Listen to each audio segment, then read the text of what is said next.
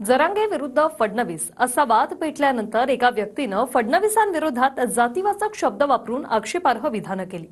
तोच video share केल्यानं शरद पवार गटाचा पदाधिकाऱ्याला अटक झाली। मात्र आक्षेपार्ह विधान करणाऱ्या व्यक्तीचा व्हिडिओच्या शीर्षकात अजित पवार गटाचा सरपंच असल्याची उल्लेख आहे आणि त्यामुळे नवी चर्चा सुरू आहे। दुसरीकडे दरेकरांना फोन कॉल करणाऱ्या व्यक्तीविरोधात गुन्हा दाखल करण्यात आलाय। पाहूया। पण भाऊ आता आई बहिणीचं डोकं फोडलं भाऊ। आई बहीण देवेंद्र फडणवीसला आई बहीणवर शिवी दिलेली चालते का? अरे पण आपल्या आई बहिणीचे डोके फोडले ना, तेव्हा झोपले होते का तुम्ही? फोनवर बोलू नको फोन कसं बोलू मग? कसं बोलू? समोर ये मग। असलं बायकीगिरी करू नको। बायकीगिरी नाही, तुला काय करतो काय कान फोडीन। जेव्हा अंतरवाली सराटीत महिलांची डोकी फुटली तेव्हा गप्प असणारे आमदार आता फडणवीसांना शिवीगाळ केली म्हणून का बोलायला लागले? यावरून एका व्यक्तीनं भाजपच्या दरेकरांना केलेला फोन व्हायरल झाला। नंतर त्याच क्लिपमध्ये बाचाबाची झाल्यानं संभाजीनगरमध्ये रमेश पाटील नावाच्या व्यक्तीविरोधात गुन्हा दाखल करून ताब्यात घेण्यात आले। हॅलो हॅलो, हा प्रवीण भाऊ, जय महाराष्ट्र म्हणलं। जय महाराष्ट्र म्हणलं प्रवीण भाऊ, काल आपण ते बोलले तिथं जरांगे पाटलाबद्दल, बरं वाटलं नाही ना भाऊ? ते नाही बरं वाटलं नाही ना भाऊ?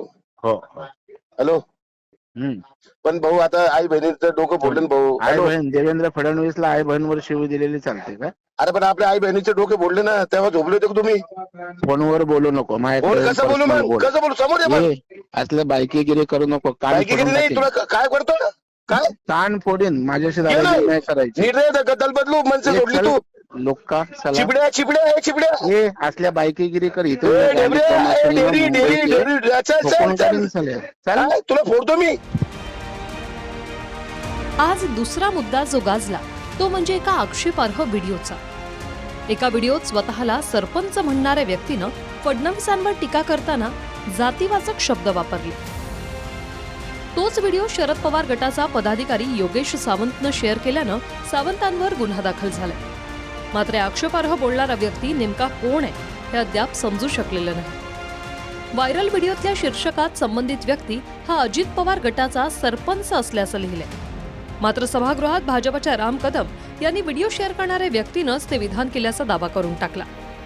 पण जातीवाचक बोलणारा व्यक्ती कोण यावर सत्ताधारी नेतेही बोललेले नाही। शिवाय आक्षेपार्ह बोलणारा व्यक्ती कुठला आहे, त्याचं नाव काय हे पोलीस देखील सांगत नाहीये। कारण पुण्यात व्हिडिओतल्या व्यक्तीवर दाखल झालेल्या रकान्यात अज्ञात व्यक्ती असं म्हटलंय। देवेंद्र फडणवीस ही व्यक्ती आमच्यासाठी देव माणूस आहे। अध्यक्ष महोदय, आमच्या फडणवीस साहेबांबद्दल जर कुणी असं बोलणार असेल, हा इसम कोण आहे? पोलीस स्टेशन मध्ये माहिती घेतली, याचं नाव आहे योगेश सावंत। माननीय विरोधी पक्ष नेते, आपल्यालाही चीड येईल, याचे सगळे संबंध कुठून आहेत? याचे बारामतीहून संबंध आहेत। माहिती घेतल्यावर कळलं, तिथल्या सिनियर पीआयला या सदनातला एक आमदार जो शरद पवार गटाचा आहे, शरद पवारांचा नातेवाईक आहे, रोहित पवार फोन करतो आणि सांगतो त्याला सोडून द्या। काय संबंध आहे? काय संबंध आहे रोहित पवारचा? मी कुठं नाकारलंय? मी योगेश सावंतला ओळखतो, हे मी स्टार्टिंग पासून सांगतच आलेलो आहे। आता तो जो व्हिडिओ ज्या चॅनलनी बनवला, त्या चॅनलनी बनवलेल्या व्हिडिओला फक्त योगेशनी शेअर केलं, मग त्याच्यावर कुठले कलम लावायला पाहिजे हे सुद्धा कुठेतरी सरकारने बघितलं पाहिजे।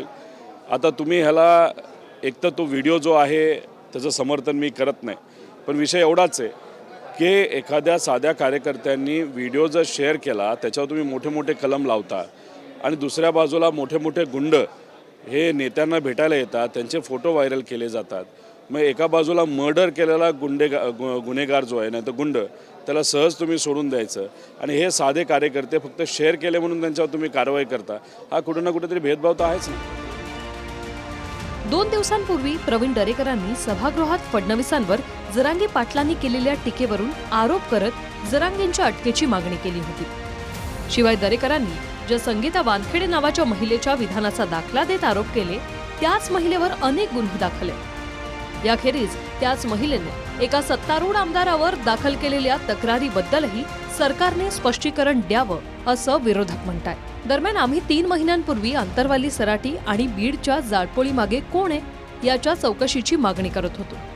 मात्र तेव्हा चौकशीचे आदेश का दिले गेले नाही आणि आता काही लोक समोर आल्यानंतरच चौकशीचे आदेश दिले गेले असले तरी दूध का दूध झालंच पाहिजे, अशी मागणी विरोधक करत आहेत. मी फार जबाबदारीने सांगतो की बीडच्या एसपींना जिल्ह्यामध्ये बीडमध्ये काहीतरी होण्याची शक्यता आहे अशी वॉर्निंग ऑलरेडी 3 दिवस आधी देण्यात आलेली होती. पालकमंत्र्यांनी एसआयटी स्थापन करण्याची मागणी केली, अजून का एसआयटी स्थापन नाही केली? तुमचा इंटरेस्ट काय मला काही कळत नाही. पालकमंत्र्यांनी ज्यावेळी घोषणा केली आणि मागणी केली, दुसऱ्या दिवशी फडणवीस साहेब एसआयटी स्थापन करायला पाहिजे होती. ती स्थापन न करण्याचं कारण काय, हा दुसरा प्रश्न. या ठिकाणी जयंतराव, ही गोष्ट खरी आहे की याच्यामध्ये अधिकची कारवाई व्हायला पाहिजे होती आणि म्हणून मी सन्माननीय पालकमंत्र्यांची चर्चा केली होती एसआयटीच्या संदर्भात. पण माझी पोलीस प्रमुखांशी ज्यावेळेस चर्चा आली त्यावेळेस त्यांनी सांगितलं की एका लेवलला आपली इन्क्वायरी पोहोचली आहे, त्याच्यामध्ये पुन्हा आपण नवीन अधिकारी त्या ठिकाणी आणणं म्हणजे ती इन्क्वायरी कदाचित थोडी डिरेल होईल. पण माझी हरकत नाही आहे, जर सभागृहाची इच्छा असेल तर या संदर्भात 2 दिवसामध्ये आम्ही एसआयटी स्थापन करू. मला वाटतं अंदाजे हिवाळी किंवा पावसाळी अधिवेशन मुंबईत सुरू होतं, त्यावेळेस जयंत पाटील साहेबांनी आणखीन एका मला वाटतं कुणीतरी मागणी केली होती, मला वाटतं छगन भुजबळांनी किंवा कुणीतरी, एसआयटीची स्थापना करा. तर त्यावेळेस याच देवेंद्र फडणवीस साहेबांनी सांगितलं होतं पोलीस बांधवांचा व्यवस्थित रिपोर्ट आलेला आहे, यासाठी स्थापन करण्याची आवश्यकता नाही. पण सभागृहाचं जर म्हणणं असलं तर यासाठी स्थापन करू.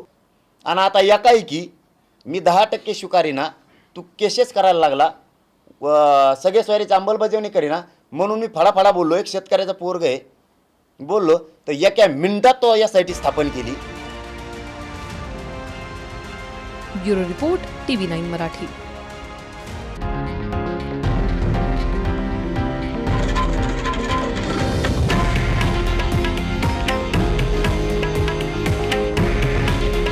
हे आहे देशातील नंबर 1 न्यूज नेटवर्क आणि आपण पाहत आहात TV9 मराठी.